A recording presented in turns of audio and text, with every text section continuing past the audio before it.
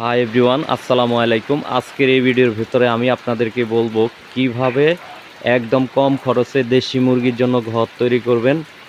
এটা হচ্ছে 60 ফুট লম্বা, পাশে হচ্ছে 10 ফুট। তো একদম কম বাজেটের ভিতরে কিভাবে আপনারা এই রকম ঘর তৈরি করবেন। এখানে টোটাল 600 স্কোয়ার ফুট আছে।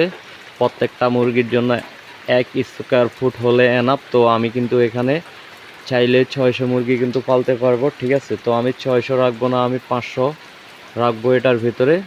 তো কিভাবে আপনারা লো বাজেটের ভিতরে আপনারা এই রকম ঘর তৈরি করবেন, ঠিক আছে। তো আমি এখনই আপনাদেরকে বলে দিচ্ছি হিসাবটা, ঠিক আছে। তো এই যে দেখেন, এগুলো হচ্ছে টিনের উপরে হচ্ছে প্লাস্টিক কাগজ।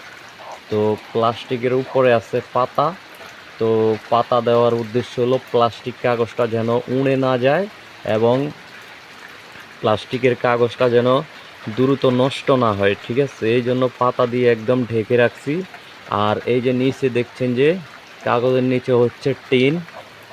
তো এই টিনগুলো কিন্তু আমি একদম বাঙালি দোকান থেকে এই 50 টাকা কেজি দরে আমি এগুলা কালেক্ট করছি। দেখেন এই যে টিনের অবস্থা, এই যে টিনগুলা কিন্তু এই অবস্থা। টিনগুলা একদম বাঙালির দোকান থেকে আমি একদম বাদ টিনগুলোই নিচ্ছি, মানে দেখে দেখে আমি ভালোগুলোই নিচ্ছি, ঠিক আছে। তো এই হচ্ছে ঘরের পুরো পজিশনটা দেখেন।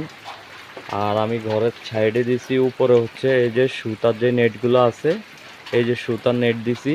সুতার নেটগুলো এখান থেকে একদম উপরের থেকে এখান পর্যন্ত হচ্ছে 2 ফুট। আর এই যে প্লাস্টিকের যে নেটটা দেখতেছেন, এই নেটটা হচ্ছে 5 ফুট, একদম মাটি থেকে এখান পর্যন্ত 5 ফুট।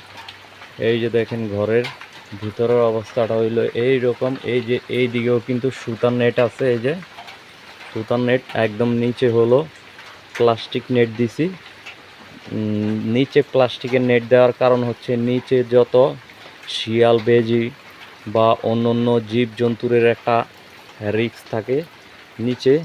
তো এই জন্য নিচে আমি কিন্তু হেভিগুলা দিছি। তো উপরে হলো সুতার নেট দিছি। তো আর এই যে ঘরের দরজাটা আমি এখান দিয়ে রাখছি, এই যে ঘরের দরজাটা। তো এই যে দেখেন ঘরে ঢোকার দরজা।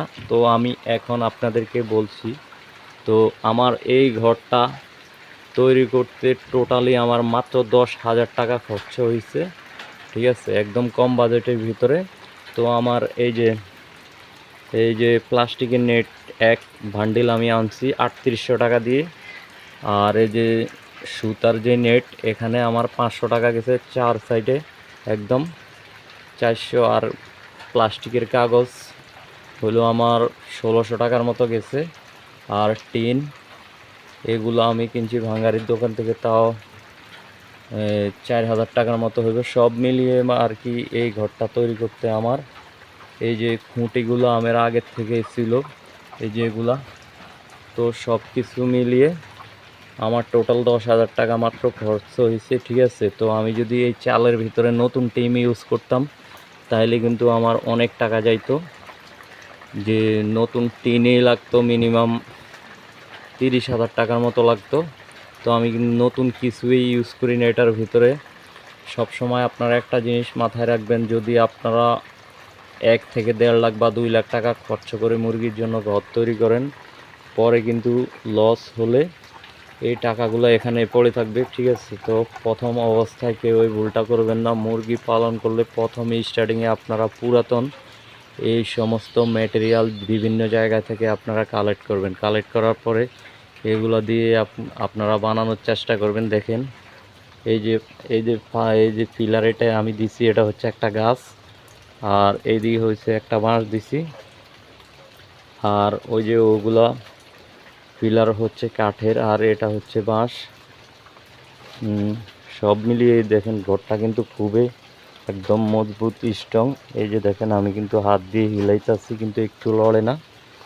তো মাথায় এটাই রাখবেন, নতুন সব কিছু কিনে কিন্তু আপনারা মুরগি পালন করতে গেলে যদি বাই চান্স লস হয়, তখন কিন্তু এই টাকাগুলা অযথায় এভাবে পড়ে থাকবে।